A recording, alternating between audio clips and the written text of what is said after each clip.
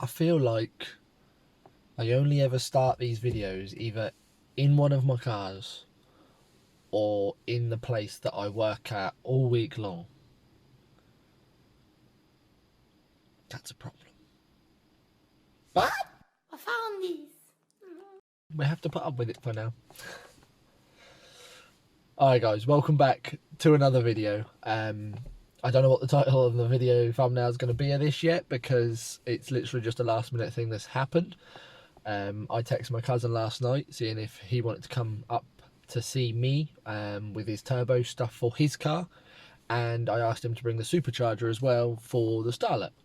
So I think today's plan of action is just to sort of see where we're going to go and see how things are going to work out. Make sure he's definitely got everything for his turbo set up on his Polo, and sort of look into where or if I can mount the supercharger on my Starlet. So yeah, I'm going to leave that there. Make sure you hit the like button and make sure you hit the subscribe button, and also turn on notifications. I never mention it, but turn on your notifications so you know when my next video goes live. But anyway, I'm going to leave that there. Make sure you enjoy the video, and I will see you in the next clip. Alright, so guys, we've got some good news for the old trusty Starlet here. We are currently at work. My cousin, well, you can see the edge of his Polo right there, but he's in there waiting on me basically. But I just wanted to quickly update you guys. Petrol gauge working. I just took it and I put 20 quid petrol in it. I think it's still rusty because it took forever to rise to there, and I don't think that's where 20 quid would put this car. I'm thinking more like 3/4 of a tank for 20 quid sort of thing, because it's literally a 1 litre. Actually, no, this is 1.3. I stand corrected, so it might be a little bit more.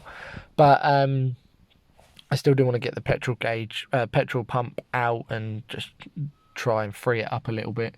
We are going to be doing a couple of bits to the Polo, because I think we've sort of realised that there's got to be a few bits that have got to be done before we can do anything. I mean, the supercharger, I will either put a little clip in or take a picture or something of how big it is. So I think the whole front end of the Starlet's got to come off before we even try mocking up where the supercharger is going to sit. The Polo, there's a bolt on the head, not on the head, on the rocker cover that's rounded off, that we're going to actually try and get off today.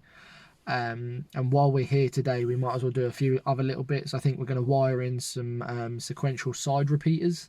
For you English guys, sequential side indicators for the Polo. And I'm not sure if we can really do anything else with the Polo today. The battery is knackered on this. I've literally got to carry a jump pack with me. Every time I turn it off, it's dead for some reason. So I think we've sort of took today to realise that we can't just get straight into things like this. It's not going to take a day to do. We're going to have to arrange specific times and places to be able to do these things. So for today's video, both the cars are going to be in it, sort of. Starlet maybe not, but we're going to go sort out little bits what I just said to you guys about on the Polo, and we'll see where we go from there. So yeah, I got offered this for this Polo. what? Green 1 litre max Polo Coupe. Why did you not get it? It's only the 1 litre. So tell them to trade engines. What's for this one? You wanted this car, swap for that. I would have done it. I wouldn't, and it's not that quick. I like them shaped I Polos. prefer the shape, but I'd rather have the bigger engine in it, like the VR5 engine in it. Yeah. I'd rather have that one. There's the Coupe Fox. Mark II facelift Polo. Pretty much on the exact same mods on this and fucking around the interior, I think is about it. This is the turbo that we need to fit in that gap there. Shouldn't be too bad, to be honest. What turbo did you say it was? It's the 1.4 TFSI Scirocco. Scirocco. Also So the newer Polos as well. yeah. So this is actually a brand new brand new turbo from a 1.4 TFSI Scirocco. It should literally, got this little cap in the hand, it should literally fit straight on to this 16 valve 1.4 Polo, but it will be sat in, oh, do you want to hold that there quickly? Right. Why? Just because it will be sat in the upwards position, but obviously a bit lower because the manifold's down here. So that will be, well, I mean, you'll see the turbo right at the top of the engine like you do on most new cars. So yeah, I mean, like I said in the car, front end's probably going to have to come off this car as well, same as the Starlet. So today, I mean, like I said, we figured it out. We just need to do other little bits and bobs before we get straight into the big things. The other thing I've got to get is the 1.8 turbo injectors and rail. Yeah. To give it that extra bit of support. So, obviously, I don't know if you just heard that, but you said what? 1.6? The 1.8 turbo, the Mark IV. 1.8 turbo. 1.8 turbo Mark IV Golf injectors, which will help the turbo as well. But as you can see here, there is a rounded bolt there, which we will need to get off eventually. So we're going to get that out today and replace that with one that's not rounded off. And he's also got some, these are sequential ones, aren't they? Yeah. Well, yeah. Sequential LED side indicator bits, which he's already admitted he knows fuck all about wiring, so he's going to get me to do them. I can hate the wires, they piss me off. Yeah. I can do everything else, no problem. Wires, no. Actually got a downpipe with this turbo as well, so we haven't got to deal with any of that. The only problem that we're going to run into is the fact that this is internally wastegated, which means the turbo can't really be clocked. So if you picture the way it was sat, it's going to be sat forward, so this pipe is going to come down to right towards like the plastic bit of whatever that is. That's the radiator shroud, isn't it? Obviously we've already mounted an intercooler, which looks like I've got to work around is the flange. I've got a 4-volt flange on the bottom of that because it's a twin pipe, front pipe. You'll have to find something that matches up against there and cut it and weld it on there. But yeah, we ain't got to deal with any of the downpipe stuff. Does this come out? Do we get it out? But yeah.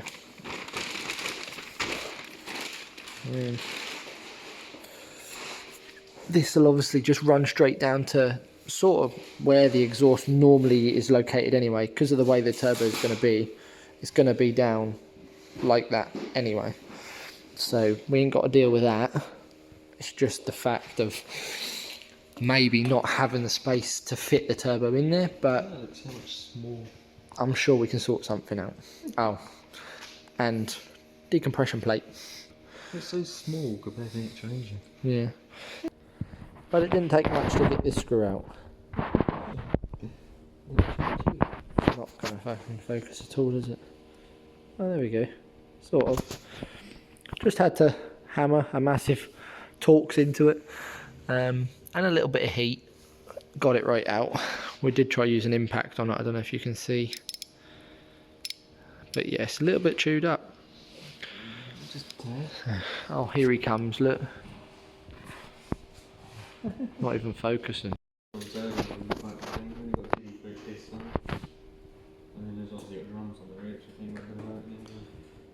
That be a little bit fucking chewed up, boy.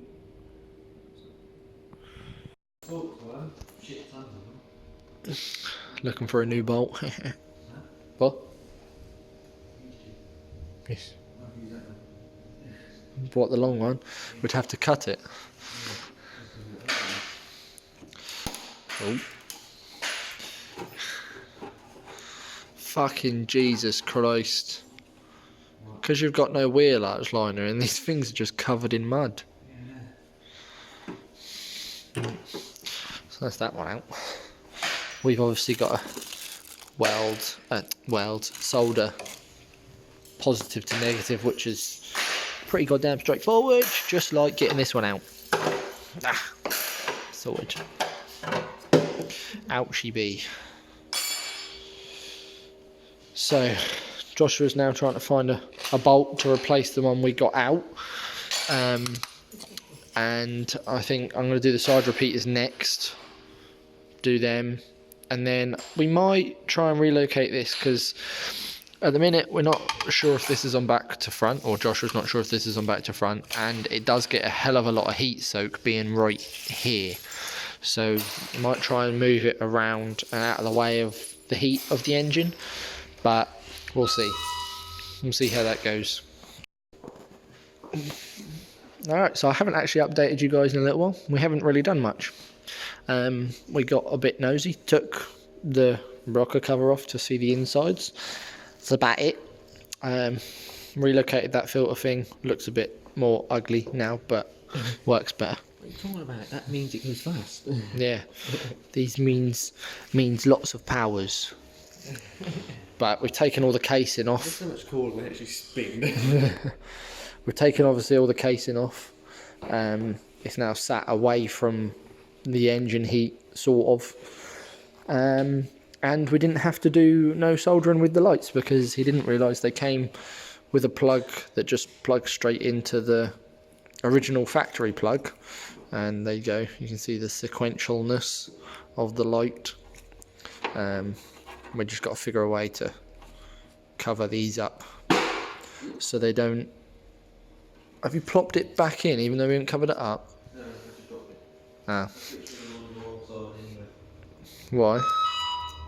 They clip in whatever way. Have they? Where? Oh yeah. No, I don't know. But yeah. So no soldering needed. They just plugged in.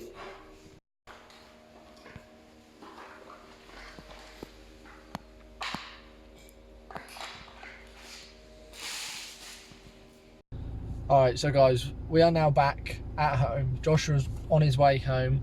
I'm not sure what sort of video I'm going to make out of today. It's been a little bit all over the place. I went in specifically in my head to film certain things, but these things couldn't get done because other little bits had to be done first, and it was just, I don't know. So I'm pretty sure all we ended up doing was relocating his air filter so it wasn't so much heat soak at the minute. Fitting his sequential side indicators, and a little bit that I didn't film, which was of me, or of us, taking his rocker cover off to have a little look what it looked like inside underneath where his rocker cover was. Looking at all the cams and stuff. So I mean, I don't know, but anyway, if I do make a video of this, I shall end it here. I hope you all enjoyed, and I shall see you in my next video, hopefully.